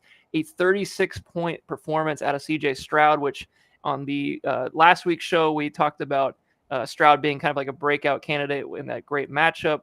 36 points, 4 touchdowns through the air, and then a 23-point performance from Kyron and a 25 from Ekbuka. So just one of those really solid hit weeks for the Elk. To point out that Malik George Washington caught 4 passes for zero yards. Yes, I am aware because I also have him in my redraft league. I picked him up and he did literally nothing. So that's also super fun. Funny looking stat line. Anyway. Yeah, just not ideal. That's almost like the Chase Brown 10 for 2, which is another one of my favorites from this year. So, and then for Scavelli's team, a good week, but just not a great week. And frankly, just not enough to get the victory against a good, solid week here from the Elk. So he drops to 3-2. The Elk perform well and improve to 3-2. So that last, I guess, really this kind of leads into the Cheese Fries versus Lionheads, who the Lionheads dropped to 2-3. Cheese Fries have a monster week at 190. Just big numbers everywhere for this team, and really not from the kind of 2 guys that you would think would really like lead off the charge here with Josh Allen only 23. I hate to even say that, but that's kind of like not really like his best week, and you still put up 190, which is absolutely insane. Great performances from JSN, Puka with his usual numbers. But if you just look across the board, I mean, we're talking almost every player in this lineup outside of Mark Andrews was in that 14 to 15 point range, which is just amazing for the Cheese Fries, and also to continue to build that total, but point total for the end of the year for potential buy considerations and stuff like that as well. So just a really great week. And the Lionheads, not a great week overall. 121 is fine usually, but going against a premier team like the Cheese Fries, just not enough. Kyler Murray with this 15, like we talked about earlier in the podcast, and the receivers just not really producing enough points to kind of contend here. That's kind of just the trend that we've been seeing. Let's see. Any other thoughts on last week? Now that we have the standings from last week, we have the Cheese Fries in first place at 4-1, Armadillo second place at 4-1, Long Gamers at 4-1 as well, and then the Baton Rouge Bombers are also 4-1, so that rounds out your top four. And then we do have quite a battle for 5, 6, and 7 at this point. If you consider those three teams to be in the hunt, which I do, and then the three rebuilders and tankers down there towards the bottom. So it's very like segmented off right now, the league. I feel like you have the top four, at least in terms of win totals, are kind of in good spots right now at 4-1. Then you have kind of the battlers there in the middle, and then the tankers at the end. So it's kind of what we expected in some ways heading into the year. So what do you guys think right now? I think all four teams under our three teams are live either to make the playoffs or miss the playoffs still, just based off of points scored so far this season. So sure. Yeah, I mean, the Bombers at 583, and the Battle Axe is also at 583. Pretty considerably less than some of these other teams that we're talking about up at the top, like the three of ours, frankly. But then the Elk and the Lionheads at 606, 605 are not, they're only 20 points ahead. So it's going to be an interesting race to the end here. I mean, we still have plenty of football left to be played here. So we'll have to see how it shakes out. But it's going to be a matchup based thing week to week to see, like if the Bombers maybe drop a couple and start dropping down, the points aren't quite that high. Things can really shake out crazy at the end. So, all right, so let's preview a little bit of next week's games here. Week 6, tomorrow. Who's the tomorrow's game? Is it a Philly, New York? I want to say Giants, Eagles. So we get plenty of Dable, Scadoo, and Jackson Dart, and the just kind of strange Eagles team at this point. Like, just feels like it might be one of the weirdest 4-1 teams I've it's the least. The vibes aren't good on a 4-1 team, which is so rare. But yeah, I mean the media is just the media up there. All right, so let's go into the matchups. We have a couple of good ones this week. Battle Axes Armadillos is a good matchup for sure. My team has a lot of injuries. Not everybody has injuries, but mine is rough right now with Bowers, no Hampton, and then we also have Justin Jefferson and Nico Collins on bye this week. So it's going to be a bit of a struggle out there for the Armadillos in terms of trying to get things together. Luckily, our depth has been pretty good though this year. The Battle Axes, have the struggling Barkley Henry combo. I don't want to say Barkley's struggling, but he's just not doing what he did last year. But Henry has definitely been struggling. And then starting Malik Washington, I don't know if I could sign off on that based on last week. So we'll see if he makes any lineup changes there. But that should be a good matchup overall. And then great matchup here. Cheese Fries, Long Gamers, both on the podcast tonight. Both 4-1, both putting up huge points this year. This is one of the premier matchups of the entire season. So how do you guys feel heading into this one? I wish I had Lamar healthy, but outside of that, as good as we're going to get, I don't have anybody on a bye. So I think just self-scouting, like you want to get to 150. I think both of us would agree that 150 is a number that you need to get to at least in this matchup to win. And the projections are 145 to 139. It stands right now. So that's and both these teams are well equipped enough to get to, like, obviously Tibbs last week with the 190. So it might have to be more than 150 at this point, just because everybody's pretty much healthy outside of Lamar. So Tibbs, how do you see it? Well, so I lost to you, so I don't want to lose to Sean too, because then I feel like, oh, the top three, like, what's going on? Why can't I beat the top teams? But I mean, yeah, this is just like yourself, a huge matchup, fun matchup. It's a proving ground for the regular season type of deal. I mean, ultimately, our teams should make playoffs, and that's where it matters. But it's always fun to get the win against your competition. Um, and when I look at it like across the board, matchup for matchup, it's pretty comparable. I still have to put a kicker in because mine's on bye right now. But I would say the only real advantage I have is, let's call, quarterback. Beyond that, I think you can go any direction with matchups and such. And I think Sean's got the advantage at tight end. And um, other than that, it's pretty split to me. Yeah, I I mean, this is a game I don't want to pick. looking at the 3-pack of Josh Jacobs, Puka Nakua, and Jackson Smith and Jigba next to each other is not something I am going to enjoy playing against this week with those matchups. So They're Josh really good. Jacobs against Cincy just feels like a bad time for me. So That might be that. Why he hasn't had like the big yardage numbers. This is going to be the week. It feels like it's just he's been like that 17 carries for like 75 yards and a touchdown kind of guy so far. Like I could see Josh Jacobs easily hitting 100 yards, no question. yeah, I need Jordan Love to feel like just throwing touchdowns on Just this Matt Sunday. Golden fest. Yeah. Yeah, I will, I could I see will it. be curious to see how Puka does against Baltimore because Baltimore is just bad. I mean, yeah, they're. It might be the I worst. I will take the ideal thing for me is just him and Adams get theirs and just wash each other out, and that game being over like quickly would be the most ideal thing for me because that's going to be tough. I think get that fat Kyron game for the Elk. So, all right. So yeah, that's a huge matchup. Then we have a tank bowl, a nice tank bowl game here. Plague versus Lambs, almost dead even projection as it stands right now. I don't know what each team has to do, but each team projected for 95. So that'll be a fun side watch on the on the old matchup leaderboard there for this league. And then we have Muskrats Elk. I believe Elk have some buys to deal with this week, but it's really just at quarterback, I think, actually, now I'm looking at it. So they should be kind of fine to win that one.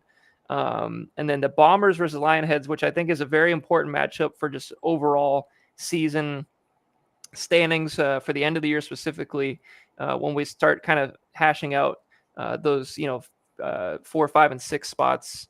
Of course, there's plenty of time for either one of any of our teams to kind of take a shit either. But just overall for points, even whoever wins this game, it's going to be huge. But to score points for each one of these teams is going to be big to try to help the jockey their standings for the end of the year as well. So Bombers and Lionheads, is there any crazy matchups that you guys see? I mean, Love against Cincy is a huge one potentially for Justin's squad. I don't really see picking the quarterback of the week for Vince. Kyler Murray's might be hurt, but you get Bryce Young against Dallas's defense. I mean, everybody that plays Dallas's defense plays well at this point, so I feel like it doesn't. I don't think it feels ever. Does it ever feel good to play Bryce Young? No, probably not. But this might be the one week it makes sense. Like he did play well against Arizona and had 3 touchdowns and 300 yards. So if there's ever a week that he's going to do that again, I feel like this might be it. Any other interesting matchups? I'm not really seeing anything that's blowing my mind. So Justin has Love, but Vince has Golden potentially for the offset. So that kind of helps a little bit. Got Golden and Wicks technically on his team if he wants. If he wants that. If he wants to roll out the Wicks, I think that's a tough one to ask for. But yeah, could get Terry back this week too against Chicago. I mean, any wide receiver is welcome on Vince's team currently. So it feels like Jonathan Taylor at this point, like he feels like a lock for like at least 20 points. It's just like I know he's had a couple of games where he's had like 9, but I mean, when he's on and rolling, dude, like especially against Arizona, I don't believe in that defense very much either. So that should be a huge game as well. All right, great games this week. We had a great discussion on this podcast. Thank you guys for hopping on for a really good superlative episode. It was really fun. And we will see you next time on